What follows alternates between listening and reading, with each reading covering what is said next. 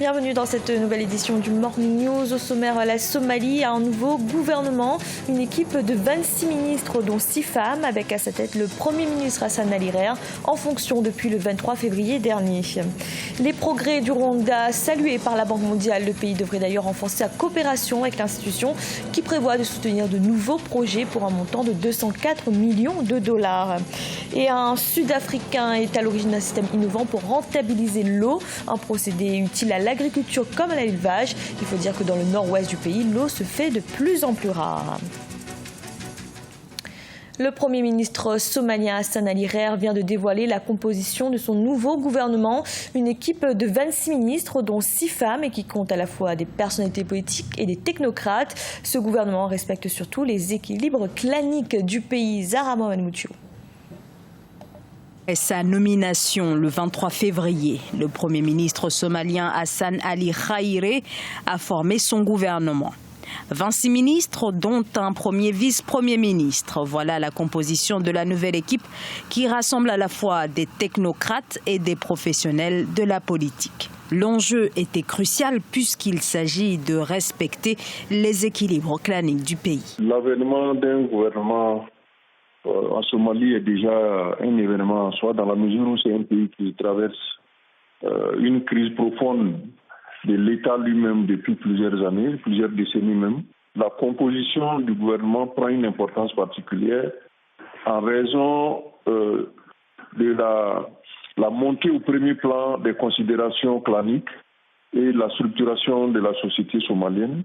Et on peut espérer que ce gouvernement, au-delà de contenter les différents groupes ethniques composant le pays, va également travailler à la consolidation de l'État qui est en perte de vitesse depuis assez longtemps. Grande nouveauté dans cette équipe gouvernementale, la présence de 6 femmes qui prennent les ministères de la Santé, des Transports, du Commerce, de la Jeunesse et des Sports ou encore celui des droits de l'homme. Jamais autant de femmes n'étaient représentées au sein d'un gouvernement somalien depuis la fin en 1991 du régime contesté de l'ex-président Mohamed Siad Barre. Et il est net. Le signal, il est net dans la mesure où c'est une société non seulement traditionnaliste, mais également empreinte de religion musulmane.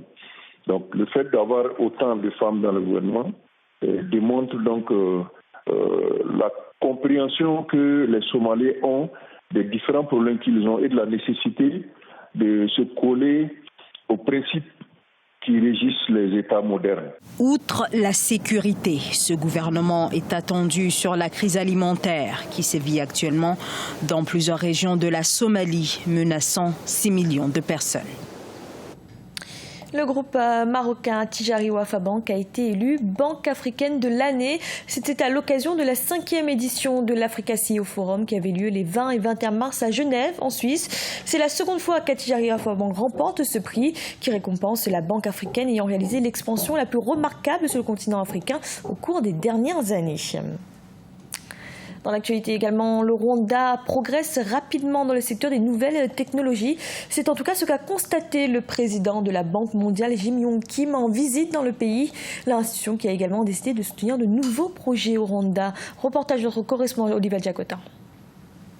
Le Rwanda et la Banque mondiale renforcent leur collaboration.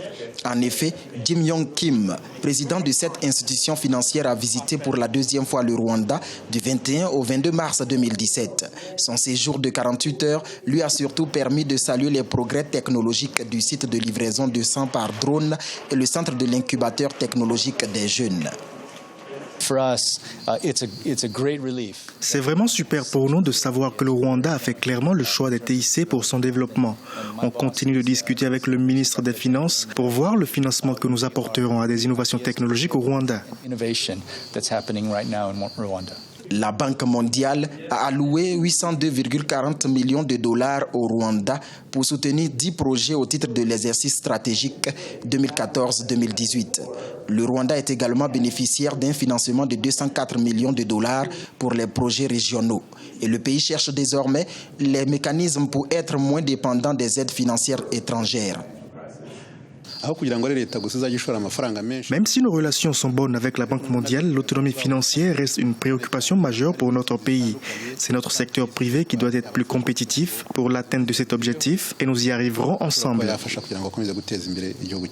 Pour rappel, Jim Yong Kim avait annoncé le dimanche 19 mars 2017, en prévision de sa visite au Rwanda, un soutien financier de 57 milliards de dollars sur 3 ans pour différents projets en Afrique subsaharienne.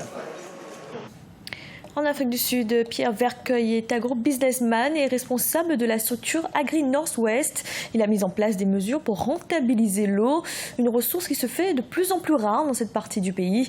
Le système est innovant et sert aussi bien à l'agriculture qu'à l'élevage. Siamo Victoria Sedji. Dans le nord-ouest de l'Afrique du Sud, Pierre Vercueil, agro-businessman et responsable de la structure Agri-Northwest, a mis en place une innovation permettant de pallier la pénurie d'eau. Pierre Vercueil exploite également pour ses activités pastorales des fermes de bovins près de Setelgol. Pour pouvoir nourrir ses bovins et irriguer ses cultures, il a construit cette grande cuvette qui s'apparente à une piscine. Celle-ci lui permet de recueillir une importante quantité d'eau pendant la pluie. La nécessité d'avoir de l'eau régulièrement s'impose comme une réalité, surtout pour l'agriculture et l'élevage de bovins. C'est la raison pour laquelle nous avons essayé une nouvelle technologie qui puisse servir un bon nombre de personnes. La compétitivité sur le marché mondial nous oblige à prendre des risques pour accroître nos rendements agricoles. En Afrique du Sud, près de 2/3 des terres agricoles sont consacrées à l'élevage. De plus, l'aridité affecte la fertilité des sols avec seulement 13% de superficie exploitable. La pression foncière sur les terres agricoles nous oblige à innover. L'exode rural et l'immigration exercent une pression supplémentaire sur l'exploitation agricole à laquelle nous devons nous adapter et trouver des solutions. Ce système de traitement des eaux permet d'expérimenter une autre forme d'irrigation permettant d'extraire du compost.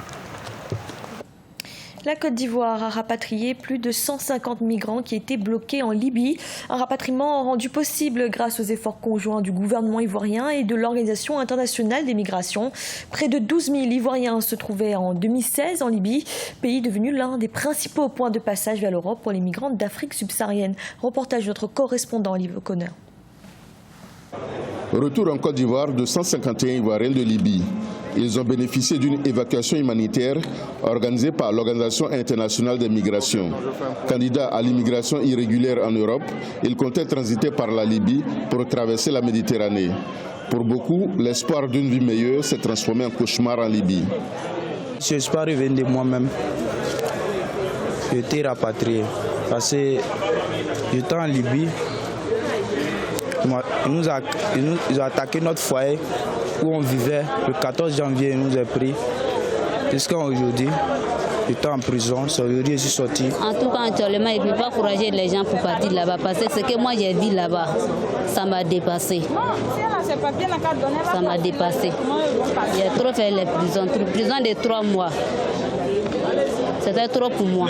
Pour le gouvernement ivoirien, il faut lutter contre l'immigration clandestine en Europe par la sensibilisation et le démantèlement des filières de passeurs. Cependant, la liberté de circulation ne doit pas être bridée. La liberté de circulation est un droit inaliénable. On ne peut pas empêcher des Ivoiriens qui veulent partir de migrer. Cela peut arriver, mais ce que nous voudrions, c'est que les Ivoiriens puissent migrer légalement. En 2015, le gouvernement ivoirien a mené une opération similaire de rapatriement de 44 Ivoiriens bloqués en Libye à la suite de leur tentative d'émigration irrégulière en Europe. Ce journal a été réalisé par l'ensemble de la rédaction. Merci de l'avoir suivi. Retrouvez dans un instant une nouvelle édition de l'information.